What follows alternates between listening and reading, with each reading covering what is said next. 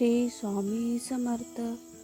अक्कलकोट निवासी श्री राजाधिराज योगीराज श्री स्वामी समर्थ महाराज की जय. अवधूत चिंतन श्री गुरुदेव दत्त. चला तर मी माझ्या दीड वर्षाचा पूर्वीचा अनुभव सांगणार आहे. स्वामी भक्तांनी हा अनुभव नक्की वाचावा. मला स्वामी समर्थ हे नाव लग्नाच्या आधी माहीतच नव्हते, कधी ऐकण्यातच आले नाही. लग्न होऊन आल्यावर माझ्या सासरकडचे सगळे स्वामी भक्त होते.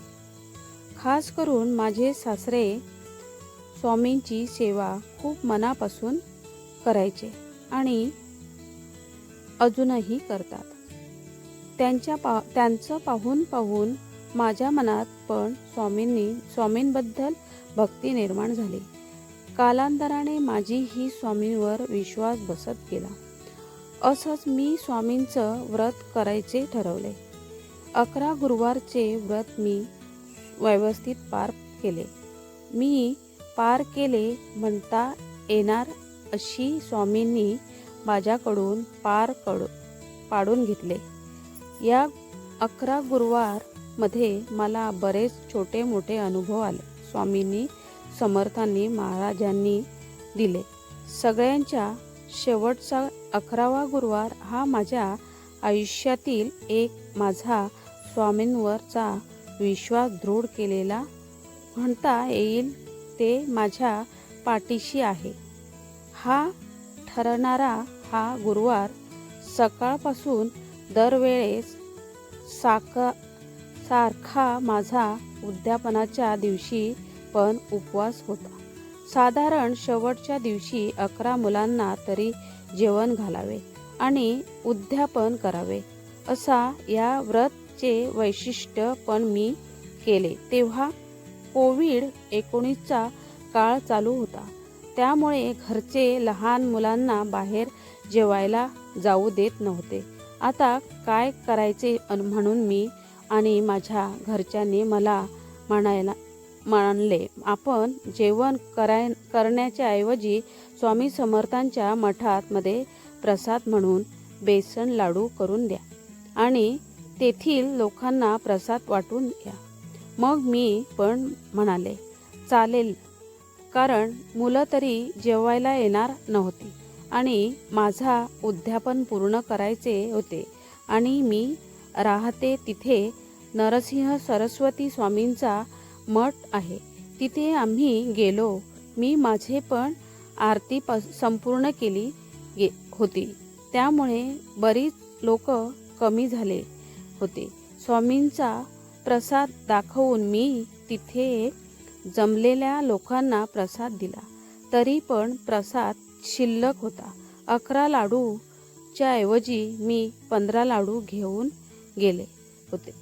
तेथील ब्राह्मणांनी मला विचारले, कशाचे व्रत केले? मी म्हणाले, नाही, असेच केले. तरी पण त्यांनी मला परत विचारले, कशाचे व्रत होते? मी म्हणाली, मी स्वामींचे 11 गुरुवार व्रत केले होते. तर ते ब्राह्मण काका म्हणाले, हे व्रत तुम्ही केले नाही, ते तुमच्याकडून महाराजांनी करून घेतले आहे. हे असं त्यांच्या तोंडून ऐकलं आणि डोळ्यातून पाण्याची धार पाणी लागली आणि सरसर अंगावर शहारे आले. स्वामी समर्थ तिथे आहे हे त्यांनी मला त्यांच्यातून सांगितले.